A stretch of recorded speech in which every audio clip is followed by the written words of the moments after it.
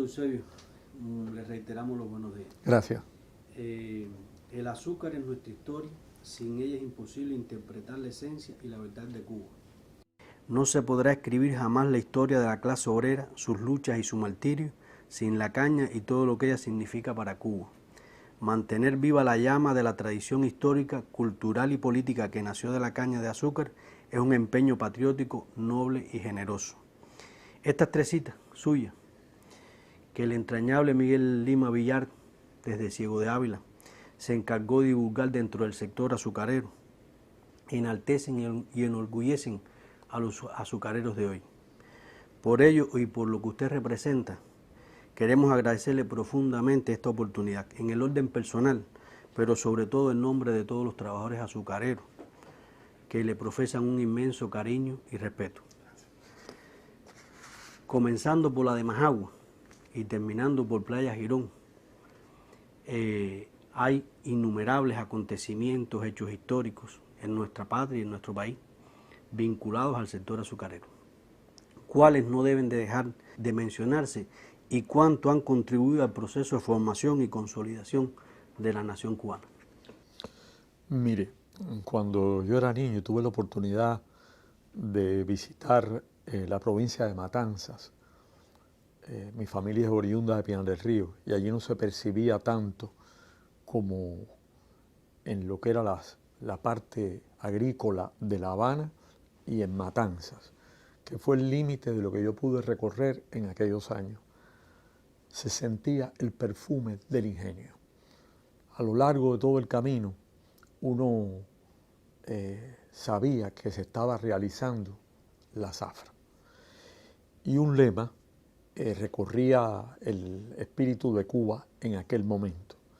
Un lema que tenía una doble interpretación. Una que podríamos llamar fatal y otra que podríamos llamar gloriosa. Sin azúcar no hay país. Yo creo que eso es una gran verdad. Y la recuperación de la memoria histórica en torno al batey, al ingenio, al central azucarero y a sus consecuencias, desde el momento mismo en que Colón introdujo en Cuba las primeras cepas de la caña de azúcar, pasando por ese largo camino que viene a través a nosotros de la isla española, que tiene en este sentido todas las primacías. El azúcar formó parte indispensable del ser cubano. En esa etapa en que se iba amalgamando de lo español múltiple, de lo indio y de lo africano, la nación que sería. Recuerdo que en las Islas Canarias encontré lo que no pude hallar en Cuba más que arqueológicamente. Traje unos conos de barro con los cuales se hacía el mascabado y con lo cual todavía hoy en día en muchas casas de Tenerife y de La Palma se conservaban estos preciosos moldes que hacían esa raspadura melosa. Después la noticia me llegó de mucho más lejos, porque teníamos unos familiares amigos en Esmeralda, en Camagüey, y todos los años traían dos botellas. Una botella de miel de purga, que nosotros le llamábamos miel de pulga, y otra botella de melado de caña. ¿Cuál de las dos más deliciosa? Sobre todo para comer lo que ya es casi inencontrable, ni aun en los lugares en que se proclama la originalidad de la comida cubana, que es una fritura de yuca o un buñuelo. Después se habló mucho de que los cubanos, como parte de nuestra dieta, tomábamos un exceso de azúcar. Para nosotros, lo que para los europeos puede llegar a ser hasta repugnante, es lo delicioso. Los dulces de almíbar, todo lo que nace de esa fusión del azúcar. Y el non plus ultra era en distintos rincones de La Habana, y yo pienso que de toda Cuba, pero fue en La Habana de lo que conocí, las guaraperas.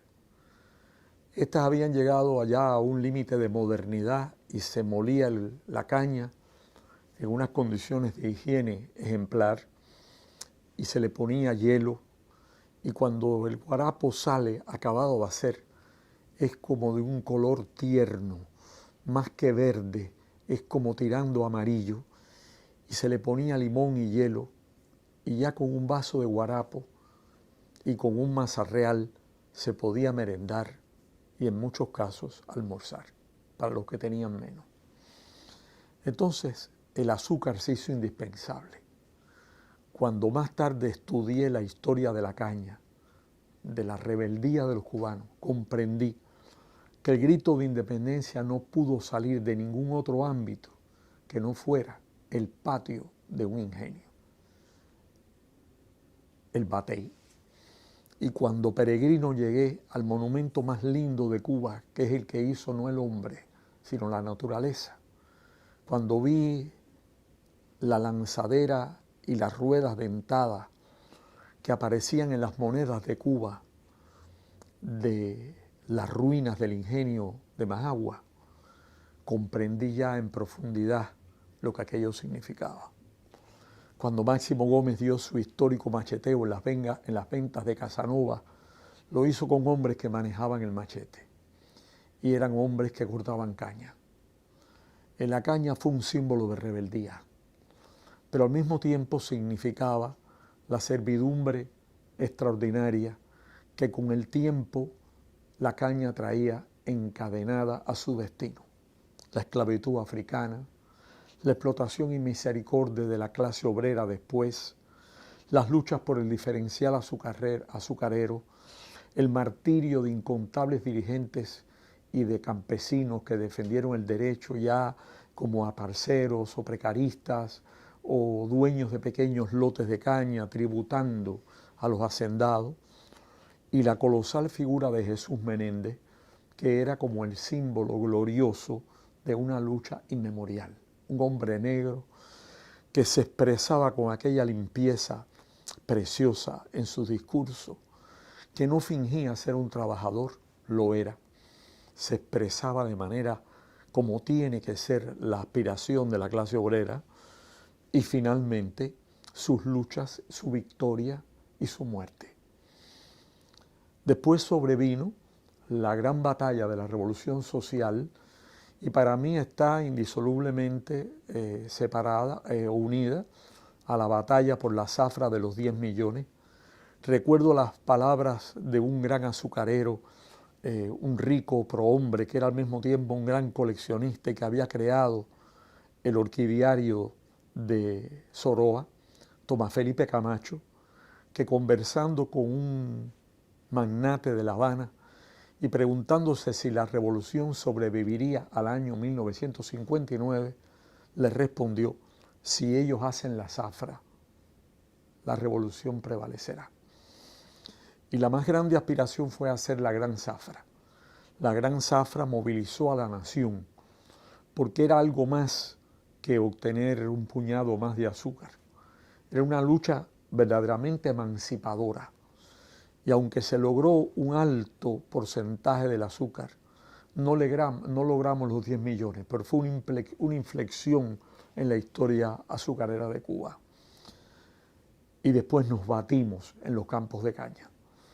Desde el centro de Cuba, yo recuerdo en Manga Larga, en Camagüey, en lo que yo llamaba el corte absurdo, porque estábamos con el agua al tobillo, no se recogía la caña que cortábamos, y sin embargo con una fe casi religiosa acudíamos toda la mañana al corte. Imagínense, yo pesaba quizás 30 o 40 libras menos que ahora y no podía soportar a las 24 horas de estar con el machete en la mano. Mis manos eran solo ampollas y sangre. Y me recuerdo como enfermero y custodio de la malanga que se daba a los que se enfermaban, tapándonos en el frío de la noche y la humedad con papeles de periódico, que es por cierto el mejor abrigo. Y posteriormente, ya en los estudios para lo que fue mi vocación, entonces choqué con algunas obras monumentales, como por ejemplo la obra de Regino Pedroso, la obra de el gran Regino Botti, la obra de Ramiro Guerra, que es como el elogio de la caña, y finalmente con lo que yo considero el monumento más grande que jamás se escribió, el contrapunteo cubano del tabaco y el azúcar, que es como un concierto de música de cámara, y el que no ya la ha leído no entiende a Cuba, porque ahí don Fernando Ortiz entra de lleno en el gran tema. O Azúcar y población en las Antillas, por ejemplo, obra muy importante, pero todas tributan a eso. Y cuando ya, como de 30 y tantos años, encontré a aquel profesor singular de pelo blanco, que era un hombre sorprendentemente moderno, venía con sus charales o guarales de cuero y sin medias, y lo conocí en la Biblioteca Nacional. Me fasciné con los 3 tomos de su obra que el Che consideró el capital de nuestra América, o el capital del Caribe, o el capital de Cuba, que fue la obra de Manuel Moreno Frajinals, el gran historiador, el gran hombre que fue, y que hizo esa obra magna en la cual analiza la historia de la insurgencia cubana a partir de la base económica, en lo cual iba la vanguardia más avanzada, la historiografía cubana. Entonces, la pérdida del ingenio, la tergiversación o el desmoronamiento de lo que fue la gran iniciativa de Fidel ante la crisis azucarera mundial y los bajos costos del azúcar, que fue la tarea Álvaro Reynoso, la no conservación del ingenio, la dispersión del batey, la destrucción de muchas industrias, trajo aparejado, a mi juicio, el colapso de la economía azucarera, la descapitalización de la caña, hasta hoy esfuerzos colosales por devolverla al menos a un límite racional productivo que Cuba necesita.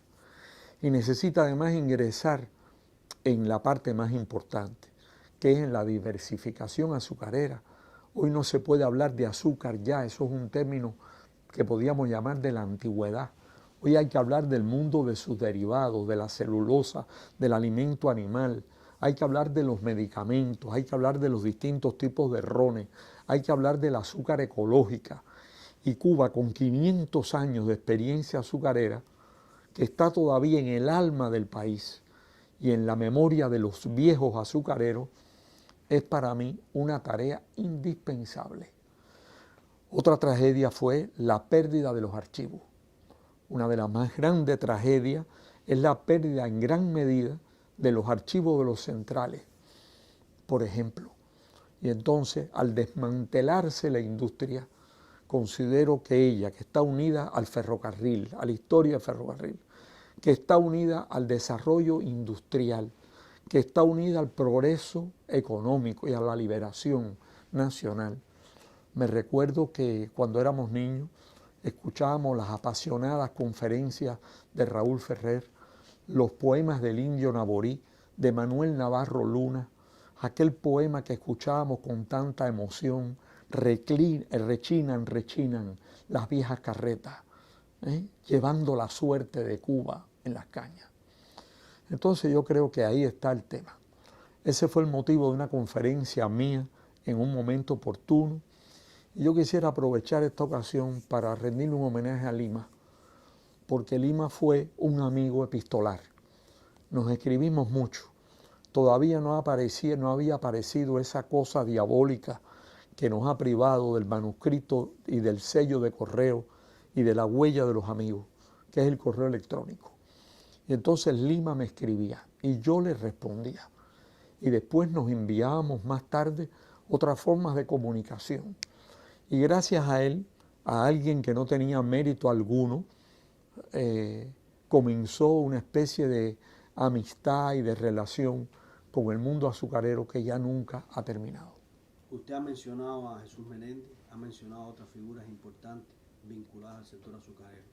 Está el Che, que fue ministro de Industria, está Fidel Castro como gran estratega de la producción azucarera en Cuba, hay otras muchas personalidades. ¿Cuáles no deben de faltar vinculadas a la historia y a la agroindustria azucarera cubana? Bueno, yo pienso que en lo fundamental hay que empezar siempre por los orígenes.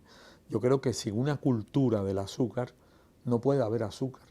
Por tanto, cuando hemos hablado de Raúl Cepero Bonilla, cuando hemos hablado de Moreno Fraginal, cuando hemos hablado de don Fernando, cuando hemos hablado de los grandes poetas del campo, de Raúl Ferrer, de Navarro Luna, del Indio Naborí, cuando hemos hablado de Céspedes, de los grandes azucareros, cuando hemos hablado de Aguilera, cuando hemos hablado de que la causa fundamental del temor era, para el levantamiento, era que había que esperar una nueva zafra para reunir los recursos, y Céspedes responde que esos recursos militares los tenía el adversario.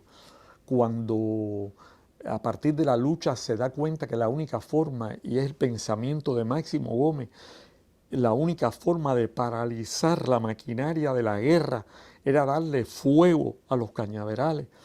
Cuando la tea incendiaria marca el paso del Ejército Libertador, cuando Gómez a la llegada de un ingenio a punto de comenzar la zafra, le pregunta a los trabajadores reunidos a la entrada dónde estuvo la escuela, la justicia social, y ve que no había ni riqueza sucia ni pulcritud, más que explotación, manda a destruirlo todo en nombre de la revolución.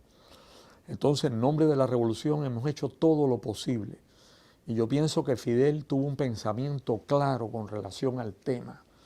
Yo pienso, cuando le cité la obra de Álvaro Reynoso como mentor de la ciencia, de la siembra y del aprovechamiento de la caña y de la explotación de las distintas variedades, la introducción de una y de otra, la búsqueda de un mayor rendimiento, la búsqueda de una zafra rápida en un clima cambiante, que la zafra tenía que realizarse hasta un punto y ahí tiene que detenerse porque se convertía en un ejercicio prácticamente fatigoso e inútil.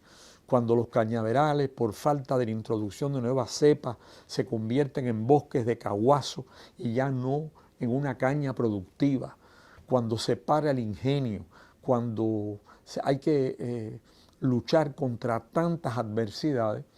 Y me permití citar la gran iniciativa del comandante, que fue: detengamos, reduzcamos ahora la producción para lograr que esos precios monstruosos, bajos, permitan que el azúcar sea nuevamente rentable y produzca. No pensó nunca en la devastación de la industria, no lo pensó.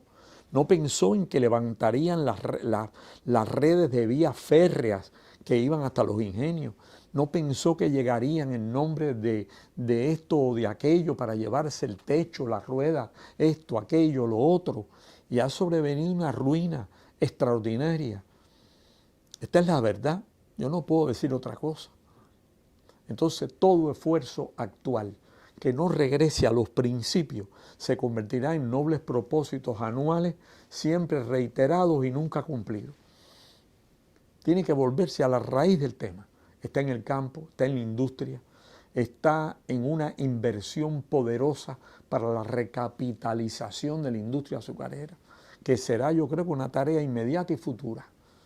Y ha sido una batalla del presidente general de Ejército Raúl Castro, ha sido una batalla actual del presidente Miguel Díaz-Canel, una batalla del compañero Machado recorriendo todos los años los ingenios donde se repite en los centrales, que este año sí y ahora vamos a ver. Entonces, ¿qué quiere decir? Que si usted me pregunta, es la respuesta. Sobre eso que usted está diciendo, muy importante, en el último congreso del partido y en la conceptualización del modelo económico cubano, se define a la agroindustria azucarera como sector estratégico para el desarrollo de la nación. ¿Usted entonces cree que hay que conseguir contando con la caña y con el azúcar para el desarrollo de este país? Sería demencial no hacerlo, porque el ron que se toma en todas partes del mundo es el fruto de la caña. En otras partes hacen el papel, el cartón, los periódicos se imprimen. La caña es también, me recuerdo que al lado de cada ingenio y de cada fábrica, por la iniciativa del comandante, se crearon fábricas de pienso animal y se introdujeron todas aquellas cuestiones. Recuerdo su preocupación al triunfo de la revolución, cuando asistió pacientemente a sus largas conversaciones, que luego iba a ser un diálogo público con el sabio francés André Boissin, cuando se habla de los pastoreos intensivos, de todo aquello que significaba una modernización de toda la industria del campo, pero también fundamentalmente del azúcar. Mire, la gran batalla era que el país no podía depender solamente del azúcar de caña. El país tenía que ser industrializado, diversificado, pero nunca podría prescindir de su experiencia. Nunca podía prescindir de eso. Podía dar clases y lecciones en cualquier parte del mundo, el país que llegó a ser la primera productora azucarera del mundo. Y el primer ataque imperialista contra Cuba fue precisamente quitarle la cuota azucarera, repartirla entre aquellas oligarquías de las repúblicas hispanoamericanas que, traicionando la voluntad de sus pueblos, apoyaron el aislamiento de Cuba para apoderarse de las migajas del azúcar cubano. Esta es la verdad. La agricultura, la pintura, la danza, la música, la literatura y hasta el béisbol como deporte nacional han tenido una relación con la agroindustria azucarera. ¿Cuál es su opinión del papel de la agroindustria en la configuración de la identidad y la cultura nacional? Me parece que es fundamental, está en la poesía, está en la literatura, está en el arte. Veamos la pintura de Mariano, de Flora Font y de otros grandes, donde aparece continuamente la caña que está presente, la obsesión de la caña. Vamos a ver la obra de Eber Fonseca entre los contemporáneos. Vamos a ver el poemario cubano hasta hoy, la música campesina. ¿Es que acaso el programa de televisión que tiene una pervivencia larga no es Palmas y Cañas? Recuerdo que uno de sus fundadores, Juan Herbello, que fue mi amigo personal y lo fomentó, recuerdo mi amistad con Coralia y su esposo. Quiere decir que verdaderamente no tendría otra palabra que decir. Hago votos fervientes porque esa memoria se recupere y porque un día más Cuba no tenga que traer azúcar de cualquier parte para endulzar su café. Eso me parece realmente lesivo. Usted habló de Fernando Ortiz, y Fernando Ortiz habló del ajiaco cubano. Yucatecos, europeos, asiáticos, africanos conforman la identidad hoy de la raza, la composición nacional. ¿El azúcar influyó en eso? Hombre, desde luego. Usted no puede hablar de eso sin aquello. Es imposible. De niño comíamos los canutos de la caña, de una caña que se llamaba caña cristal, que se pelaba, la pelaba a punta de machete, la partían en 4 trozos y prácticamente una pequeña mordida y ya teníamos en la boca el sabor delicioso de la caña. Mi abuelo, que fue libertador como mi abuela, tenían que cortar caña y por tanto de una familia que tiene una ligación profunda con la agricultura, la caña es un recuerdo perfumado. Cuando la caña ya era win, se decía que no valía nada. Entonces se iba a cortar el win para hacer las jaulas de tomeínes que andaban en bandadas por los campos. La caña tenía que ser cortada en su día y a su hora. Y recuerdo que compartí muchas veces con los colosos azucareros que Fidel reconoció extraordinariamente en aquellos primeros años de la revolución. Recuerdo mis conversaciones con Dimas Martinto, con el cual compartí un largo viaje a la Unión Soviética, héroe del trabajo, un machetero grandioso. Y me acuerdo de todos aquellos que fueron honrados precisamente por su condición de ser héroes de la caña, enfrentarse a la caña como un ejército para salvar a Cuba. Quizás hoy en día la caña es más necesaria que nunca. La caña es proteína, es alimento, es mitigación de la fatiga. La caña es muchas cosas. El espíritu de Cuba es la caña.